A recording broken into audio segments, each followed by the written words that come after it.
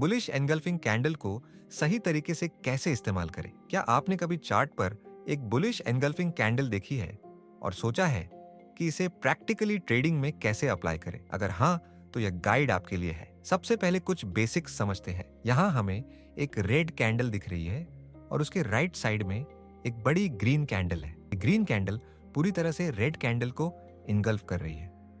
Bullish engulfing candle में red candle की opening और क्लोजिंग ग्रीन कैंडल के अंदर होती है। लेकिन रियल मार्केट कंडीशंस में हमें ऐसी परफेक्ट बुलिश इनगल्फिंग कैंडल्स नहीं दिखती। चार्ट पर हमें थोड़ी अलग लेकिन ज्यादा रियलिस्टिक बुलिश इंगल्फिंग कैंडल्स मिलती है। बुलिश इंगल्फिंग कैंडल की 5 pro tips. Tip number 1, engulfing candle से पहले वाली कैंडल हमेशा छोटी होती है। टिप नंबर 2, ग्रीन कैंडल की बॉडी जितनी बड़ी होगी सेटअप उतना ही स्ट्रांग होगा।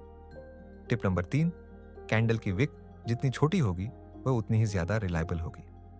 टिप नंबर 4, ट्रेंडिंग मार्केट में मूविंग एवरेज का सपोर्ट लेते हुए हैमर कैंडल के साथ बुलिश एनगल्फिंग कैंडल ज्यादा प्रॉफिटेबल होती है। टिप नंबर 5, अगर किसी सपोर्ट लेवल पर प्राइस दोबारा सपोर्ट लेते हुए बुलिश एनगल्फिंग कैंडल बनाती है तो यह एक स्ट्रॉन्ग रिवर्सल सिग्नल होता है। अब जानते हैं कि इसे रियल टाइम ट्रेडिंग में कैसे इस्तेमाल करें।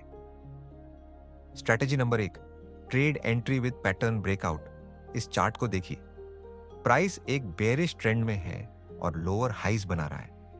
बॉटम में एक सपोर्ट जोन बन रहा है जिससे एक ट्रायंगल पैटर्न बनता है।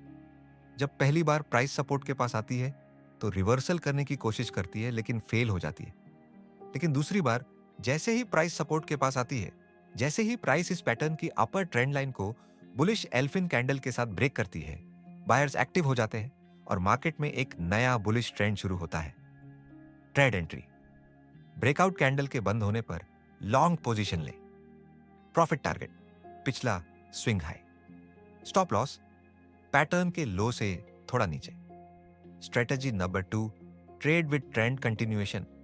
जब प्राइस एक बुलिश ट्रेंड में होती है तो हायर लेवल्स पर सेलर्स प्राइस को नीचे खींचने की कोशिश करते हैं। लेकिन जैसे ही प्राइस पिछले डिमांड जोन पर आती है, बायर्स फिर से एक्टिव हो जाते हैं और एक बुलिश एल्फिन कैंडल बनती है। सिग्नल, अगर प्राइस छोटी छोटी कैंडल्स के साथ धीरे धीरे ऊपर बढ़ती है और कैंडल्स में विक शैडो बन रही है तो यह दिखाता है कि बायर्स रेजिस्टेंस लेवल पर भी इंटरेस्टेड है। जब प्राइस एक स्ट्रांग बुलिश कैंडल के साथ इस रेजिस्टेंस को ब्रेक करती है तो यह दूसरा एंट्री पॉइंट होता है। फर्स्ट लॉन्ग एंट्री, जब ट्रेंड लाइन ब्रेक हो। प्रॉफिट टारगेट, पिछला स्विंग हाई।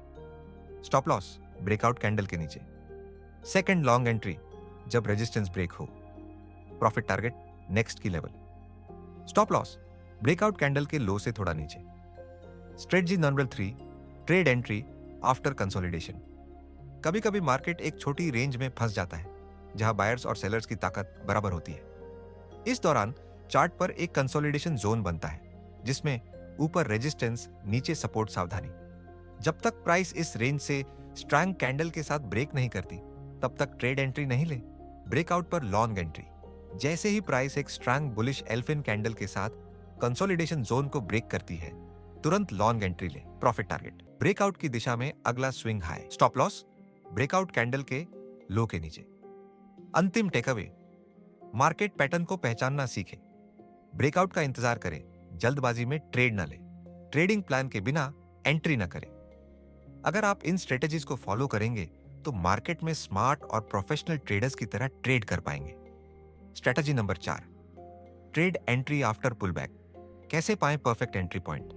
क्या आपको कभी ऐसा लगा है कि मार्केट ब्रेकआउट के बाद भी कंफ्यूजन में डाल देता है? अगर हां, तो यह स्ट्रेटेजी आपके ट्रेडिंग गेम को पूरी तरह बदल सकती है। पुलबैक स्ट्रेटेजी कैसे काम करती है?